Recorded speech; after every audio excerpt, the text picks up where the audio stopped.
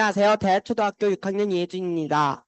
제가 선택한 발표 주제는 해양오염의 원천지 추적, 후쿠시마 오염수 추적 관찰입니다.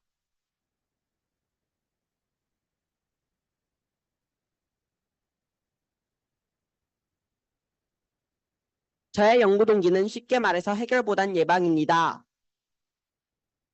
환경오염과 관련된 발명품을 구현한 수업에서 이미 오염된 해양을 정화하는 것도 중요하지만 그 오염 원인을 찾아 그것을 예방하는 것이 더 중요하다는 결론에 도달했습니다. 그러기 위해서 전 처음에는 실제로 해양오염의 원천지를 추적하는 인공지능 기술을 개발하려고 했으나 현실적으로 실현에 어려움이 있어 비교적 오염 원인이 명백한 후쿠시마 오염수 자료를 가지고 이 연구를 진행해 보기로 했습니다. 다음은 이론적 배경입니다. 양이 조금 많아서 방사선에 대해서만 간략히 짚고 넘어가도록 하겠습니다. 방사선이란 불안정한 상태 원자핵이 안정한 상태로 변하면서 발생하는 에너지를 말합니다.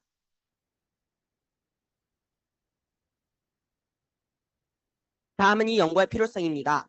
첫 번째로 진실 논쟁이 있습니다. 후쿠시마 오염수와 관련해 상반되는 주장들이 많은데 무엇이 진짜인지는 알 수 없습니다. 저는 이 연구를 통해 후쿠시마 오염수 방류가 안전한지 아닌지를 규명해 보고자 합니다. 두 번째로 사라진 자료가 있습니다. 도쿄전력에서 제공하는 방류수 자료의 경우에는 실시간으로 10분 간격으로만 자료를 공개하고 있고 과거 자료는 모두 비공개 처리되어 있었습니다. 이러한 사라지는 자료를 데이터베이스화해 두어 향후 연구에 활용할 것 기대합니다. 세 번째로 위험도 분석이 있습니다. 사실상 도쿄전력에서 제공하는 자료는 아무리 기준치를 초과하는 양의 방사선 물질이 나와도 그것을 희석시킨 다음 바닷물로 희석시킨 다음 내보내기 때문에 사실상 위험도를 분석하기에는 부적절하다고 생각합니다. 그래서 후쿠시마 오염수의 위험도를 분석해보기 위해 후쿠시마산 농수축산물 조사를 해보기로 했습니다. 다음은 연구 목적입니다. 첫 번째, 후쿠시마 오염수 자료의 데이터베이스화. 두 번째, 데이터베이스와 자료 분석. 세 번째, 후쿠시마 농수축산물 안전성 조사로 이루어져 있습니다.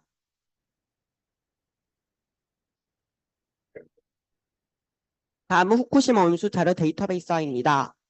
도쿄전력에서 제공하는 자료는 대기 중 자료의 경우에는 과거 자료까지 모두 있었으나 방류 중 자료는 실시간으로만 자료를 공개하고 있고 과거 자료는 비공개 처리되어 있었습니다.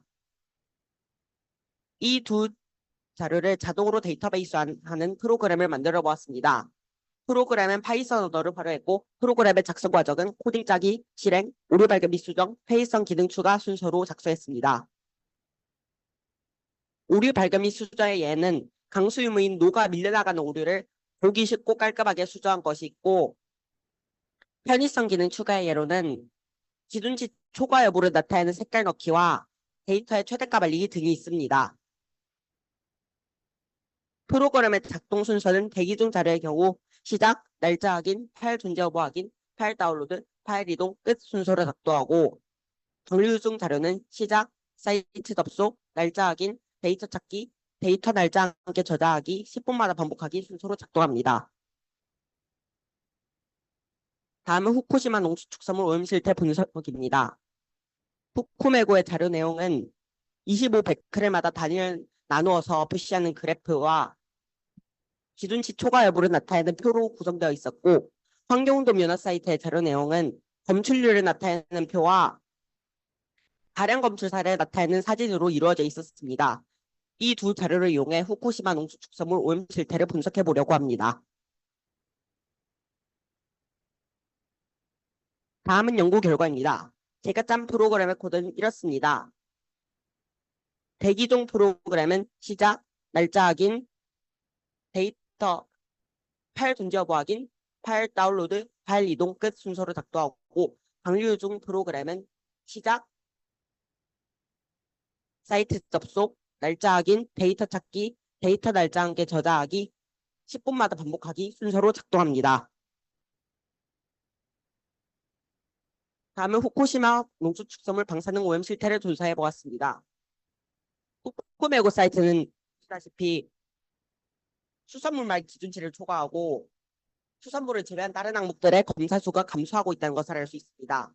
검사 수가 감소한 이유가 기준치 초과 건수가 나오지 않아서 그런지는 모르겠지만 환경운동 연합 사이트를 보면은 기준치 후쿠시마를 비롯한 인근 지역에서도 기준치를 초과하는 건수가 나오는 것으로 보아 과연 이 후쿠웨고 사이트를 믿을 수 있을지는 의문입니다. 다시 환경운동 연합 사이트로 가보겠습니다. 2022년도 자료에 비해 2023년도 자료에 세슘 경유가시 상승한 것과 상위 포식자인 멧돼지나 곰으로 갈수록 세슘 검출량이 높은 것으로 보아 생태계 축적을 의시해 볼 수 있습니다. 킬로그램당 18,100칼로리의 조피볼락도 잡힌 바 있어 고농도 농축도 한번 의시해 볼 수 있습니다. 다음은 결론입니다. 후쿠시마 대기종 자료 데이터베이스 프로그램은 이렇게 자료가 잘 저장되고 있었고 방류수 자료 데이터베이스와 프로그램의 경우에는 10분 간격으로 자료가 잘 저장되고 있었는데 자료의 수가 많아 제가 만든 벽화 프로그램을 이용해 보기 쉽게 만들었습니다. 다음으로 데이터베이스와 자료를 분석해 보기로 했습니다. 연간 비폭량 기준치는 1mS인데 시간당으로 환산하면 약 0.114시간당 마이크로시버트입니다. 자료가 빨간색인 것은 기준치를 초과하는 것을 의미합니다.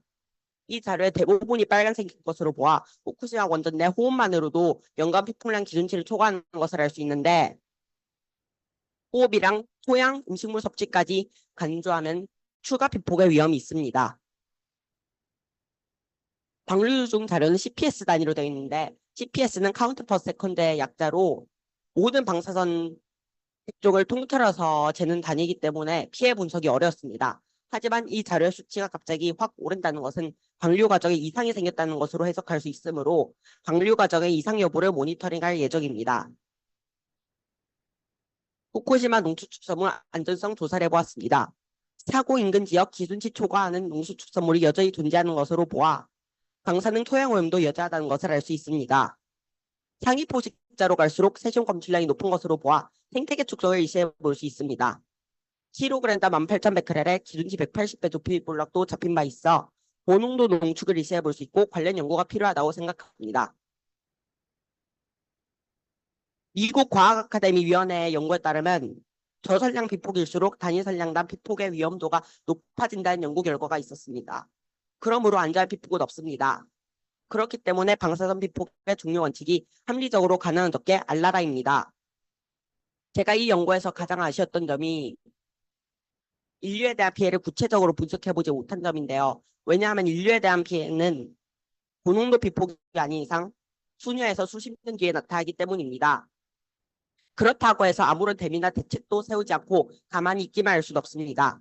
개인적으로는 원산지 확인, 깨끗이 씻어 조리해 먹기, 나르로 먹지 않기, 내장뼈, 방사선 물질이 잘 쌓이는 내장뼈 먹지 않기 등으로 일부라도 줄이려는 노력이 필요하다고 생각합니다. 국가적으로는 지속적인 방사능 검사 및 관련 연구 수반과 단체 서명, 소송 등으로 방류를 제재할 필요가 있어 보입니다. 다음은 고찰 및 제한입니다. 제가 CPS 단위를 다른 방사능 피해가 측정 가능한 단위로 변화하려고 했으나 그러기 위해서 무리한 가정을 더해서 결국 이 연구를 끝맺히지 못했습니다. 나중에 기회가 된다면 한번 이 연구를 결론 지어보고도 싶습니다. 그리고 구체적인 방류수 피해를 오염수에 대한 피해는 수년에서 수십 년 뒤에 나타나기 때문에 구체적인 방류수 피해를 분석해보지 못한 점도 아쉬웠습니다. 앞으로 알프스가 거르지 못하는 삼중수소와 탄소일사의 위험도를 분석해보고 싶고 해양오염 물질이 해류를 따라 퍼지는 과정을 프로그램으로 구현해보고도 싶습니다. 다음은 참고 본원입니다. 질문 있으시다면 질문 부탁드립니다.